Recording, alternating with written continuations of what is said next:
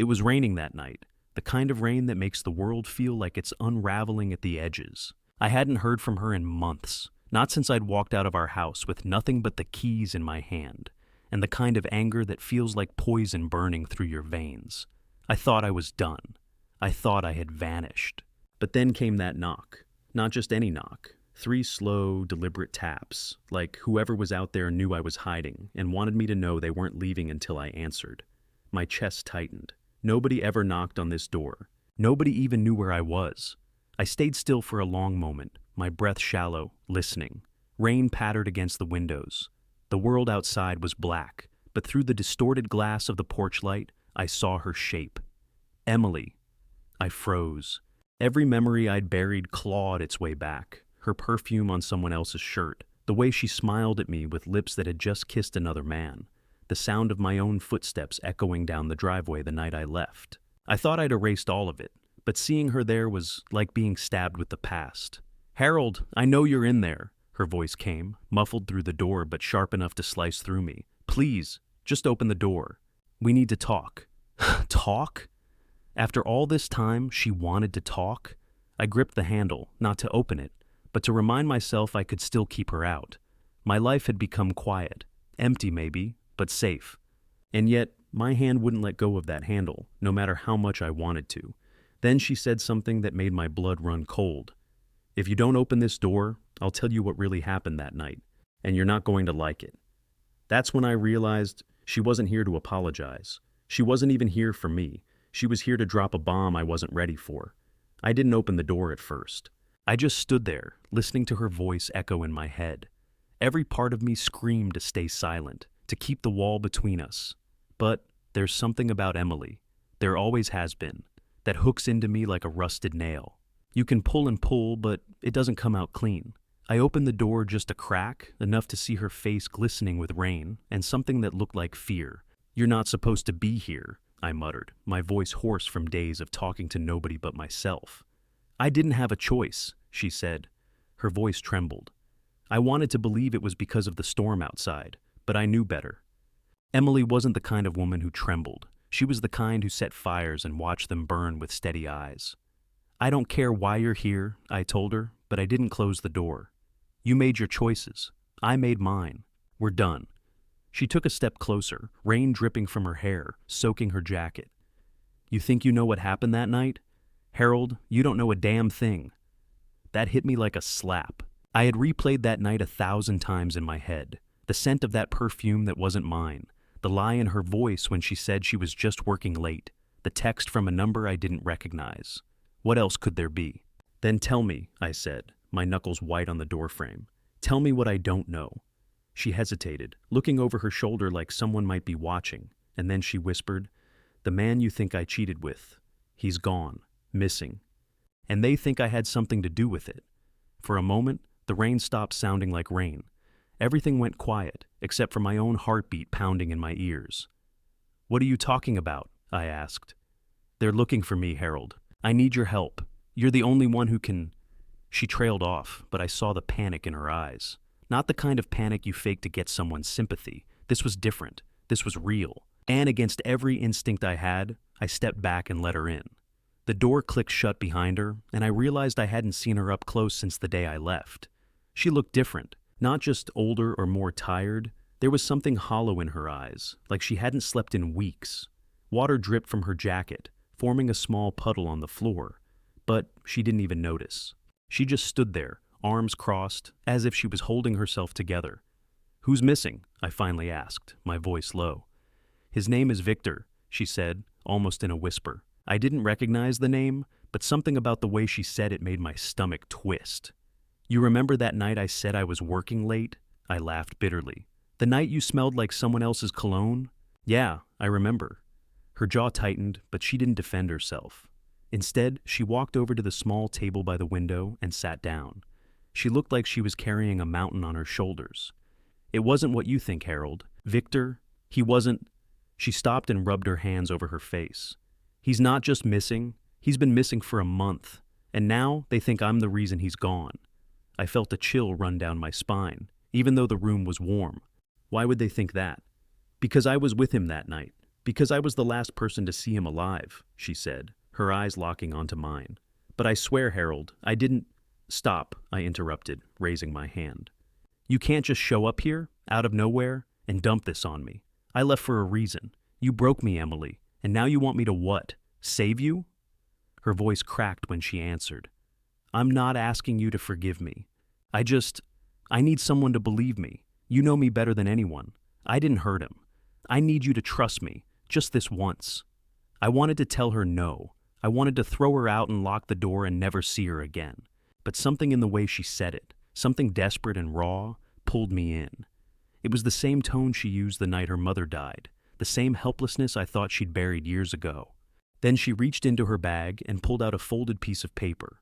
She slid it across the table toward me, her hand trembling slightly. Before he disappeared, Victor left this note. It's addressed to you. My breath caught in my throat as I stared at that crumpled paper. I didn't even know who this Victor guy was, and yet he'd left something for me? My hand hovered over it, hesitant, almost afraid of what I might find written there. Harold, Emily said, her voice barely audible over the sound of the rain. There are things you don't know about me, about that night, about him. If you read this, you'll understand why I had to find you. For a long moment, I just stared at her, at the note, at the storm outside. My quiet, empty life was about to explode again, and I wasn't sure I wanted to know the truth. But my fingers unfolded that paper anyway. The paper felt damp, as if Emily had been holding it too tightly, her palms sweating, while she rehearsed whatever story she was about to tell me. I unfolded it slowly, expecting some vague message, maybe even a threat. But what I read didn't make any sense. The handwriting was messy and rushed, the kind of writing you'd see from someone who didn't have much time left. Harold, if you're reading this, then I'm gone. She'll tell you a story, but don't believe it. Don't trust her. She's not the woman you think she is. There are things buried in this town, things she was part of, and if you stay away, maybe you'll survive what's coming. I read it 3 times before I looked at Emily. What the hell is this? Why is some guy I don't know warning me about you? She exhaled slowly, like she'd been expecting that reaction. Victor, he wasn't just some guy. He was my friend. But he was paranoid. He thought everyone was out to get him. I didn't tell you about him because I knew you'd react like this. You'd think there was something going on, and there wasn't. I slammed the note down on the table. Emily, I left because I thought you were cheating. Now you're telling me this guy, the one who sent me this creepy death note, was your friend, and he's gone, and you're here asking me to believe you? Her voice softened. I came here because I think whoever took him is coming for me next. And Harold, I don't have anyone else to turn to. You might hate me, but you're still the only person I can trust. I wanted to laugh. Trust? After everything? But there was something in her tone, something shaking at the edges. She wasn't faking this fear. That much I could tell. Tell me everything, I demanded. Start from the beginning. Who is Victor? What's buried in this town? She hesitated, biting her lip like she was debating whether to tell me the truth. Then, finally, she said, Victor and I found something we weren't supposed to find. It's not about an affair, Harold. It's about something much worse, something that started before you and I ever met. I leaned back, my head spinning. My life had been simple, even boring since I left her. I thought I wanted that, but now, with her sitting there, soaked to the bone, whispering about dark secrets and missing men, I realized something terrifying. Part of me wanted to know what she was talking about. Part of me wanted to open that door she'd cracked open, even if it meant stepping into something I couldn't come back from. Harold, she said, her eyes fixed on mine. If I tell you the truth, you'll never look at me the same way again. I laughed, though there was no humor in it. Emily, I haven't looked at you the same since the night I left. She didn't smile. Instead, she leaned forward and whispered something that made my skin crawl, something that turned the room cold. Victor wasn't the first person to go missing because of me. For a moment, I thought I'd misheard her. The rain pounding against the window, the creaking of the old floorboards, and the way her voice dropped so low, it all made her words sound unreal. But Emily's face told me I hadn't imagined it. She meant every word. What do you mean not the first? I asked, my voice shaking even though I tried to sound angry instead of terrified. She looked down at her wet hands, fingers trembling, and said quietly, Do you remember that summer before we got married? The guy who disappeared in Ridgewood? My mind scrambled to piece together the memory. Ridgewood. I remembered seeing his face on the news. Jason something. They said he was last seen near the old highway, the one that's practically abandoned. I hadn't thought about him in years. Yeah, I said cautiously. What about him? Emily's eyes finally met mine. They were wet, but not from the rain. I was with him the night he vanished. I stood up so fast the chair screeched across the floor. What the hell are you saying? What? Are you admitting something? No, not like that, she said, her voice rising as she stood too. I didn't hurt him, Harold, but I was there. I saw what happened and I ran. I never told anyone because I was scared and because it wasn't normal. You wouldn't believe me if I told you. Try me, I said through clenched teeth. She ran a hand through her soaked hair, pacing like a caged animal. Jason, Victor, me, we were part of something. Not willingly, not at first. Victor and I found something in Ridgewood, something buried out there in those woods. It wasn't just a body or some creepy old secret. It was, I don't even know how to explain it without sounding insane. It was something alive. The words hung in the air like a curse. I wanted to laugh, to tell her she'd lost her mind, but the way her hands shook, the way her voice cracked, it didn't feel like a story she'd made up. I think they're coming after everyone who knows about it, she whispered, her eyes darting to the window like she expected someone to be out there, listening. Jason knew, Victor knew, and I think they're both dead because of it. If I stay out there, I'm next. If you stay near me, maybe you are too. I didn't know whether to throw her out or grab her and shake her until she made sense. Emily, you sound like a crazy person. You cheated on me. You lied. And now you're talking about some thing in the woods like we're in a bad horror movie? She walked up to me then, closer than I wanted her to be, her face pale but her eyes fierce. Harold, you left because you thought I betrayed you. But you don't understand. I was trying to protect you. You weren't supposed to be part of this. You weren't supposed to know. Her words hit harder than I expected. Protect me? She had 1,000 chances to protect me when I was standing in our kitchen, wondering why she smelled like another man's cologne. She hadn't done a damn thing then. But now, watching her shake and whisper like her life depended on it, I realized something chilling. She truly believed what she was saying. What's in the woods, Emily? I asked, my voice barely more than a breath. Her answer came in a whisper, each word slower than the last. It's something that doesn't die, and it wants me back. For a long time, I just stared at her, trying to find the lie in her face. It wasn't there. Emily's expression was carved with something deeper than fear. It was the kind of dread that lives under your skin and eats you alive from the inside. I wanted to tell her she was insane, that this was just another one of her games, but I couldn't. Something in her eyes made me believe that whatever was out there in those woods, it was real to her. And that was enough to make me feel cold all over. Sit down, I said finally, pointing at the table. You're not leaving until you tell me everything. Start with Ridgewood. Start with Jason. She sat slowly, her shoulders hunched, as if the weight of the past was crushing her spine. I stayed standing, watching her like she might bolt at any second. Jason was never supposed to find it, she began, her voice low and hoarse. We were camping in Ridgewood that summer, just a few of us, nothing serious. But on the second night, Jason wandered off after dark. When he came back, he wasn't right. He kept saying he heard whispers, that something was calling to him. We all thought he was just drunk, but then he showed us what he found. What did he find? I asked, even though every part of me didn't want to know. Her eyes flicked up to mine, then back down to the table. A hole, a perfect round hole in the ground. It wasn't natural. It looked like someone, or something, had carved it out with their bare hands. Inside, there was this thing. It was like a black root, but it pulsed like it was alive. Jason touched it, and I swear to you, Harold, I saw it move under his skin. I felt a chill crawl up my spine. Emily, that sounds... I know how it sounds, she interrupted sharply. I thought the same thing at first, but then, over the next few days, Jason changed. He wasn't himself anymore. He'd stay up all night, just sitting in the dark, muttering to himself. He said the thing in the ground was alive, that it was whispering to him, telling him to bring more people there. He said it wanted to spread. My stomach turned. And what happened to him? Her face went pale. One night, he just disappeared. We searched the woods for hours, but we never found him. Not a single trace. I told the others we should leave, but they thought I was being paranoid. A week later, Victor went back there. He said he wanted to see it for himself, that maybe Jason just ran off. But when Victor came back, she paused, her breath catching in her throat. He was like Jason, distant, strange, obsessed with it. And now he's gone too.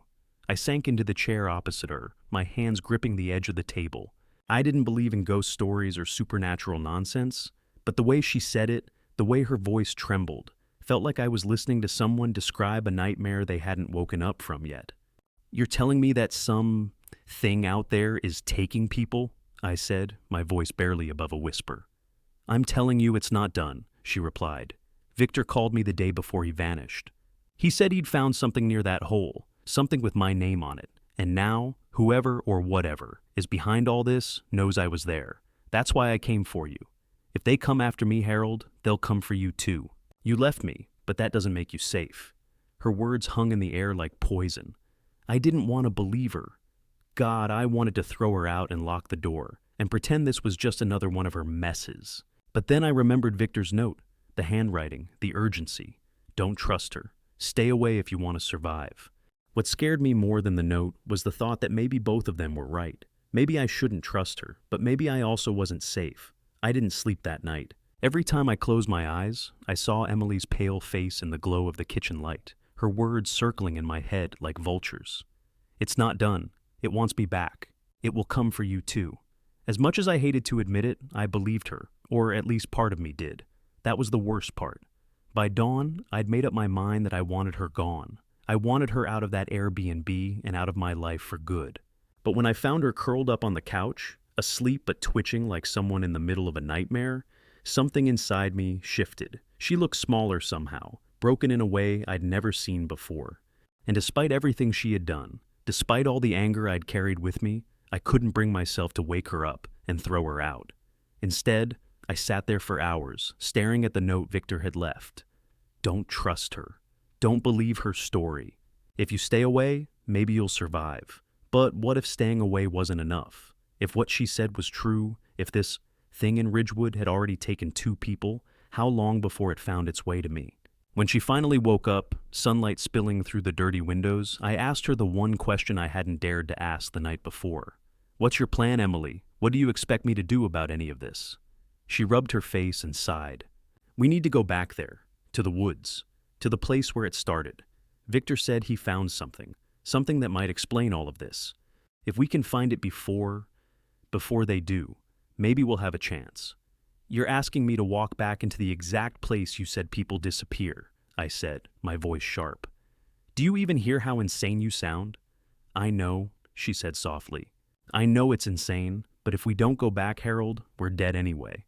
Do you think Victor's warning was just for me? He wrote to you. That means they know who you are. They know you're connected to me." Her words sent a cold shiver down my spine. The thought of some unseen thing knowing my name, knowing my life, it made my skin crawl. "Why me?" I demanded. "I didn't even know about any of this. I left. I'm not part of your mess anymore." Emily's eyes softened in a way that almost broke me. "Because, Harold, you were always part of it. Jason knew you. Victor knew you. They brought your name up before they vanished. I don't know why, but somehow you're tied to this too. We can't just run anymore." I wanted to argue, but I couldn't. Deep down, I knew she was right. My quiet life had already been shattered the moment I saw her standing in the rain at my door. Whether I liked it or not, this thing, whatever it was already pulling me back in. By noon, we were on the road to Ridgewood. My old Chevy groaned with every mile as we drove through long stretches of empty highway, the landscape growing darker and more twisted the closer we got. Emily was silent, staring out the window like she was preparing herself for something she didn't want to face. When we finally reached the edge of the woods, the air felt wrong. It wasn't just quiet. It was heavy, like the trees themselves were holding their breath. Emily gripped the door handle but didn't move. "It's worse than I remember," she whispered. I stared at the tree line, and for the first time, I felt it too, like something alive was waiting for us in there, something that knew we'd come back. We stepped into the woods like trespassers entering a forbidden place, every sound amplified. The crunch of damp leaves beneath our boots, the creak of branches above, the rhythmic pounding of my own heartbeat.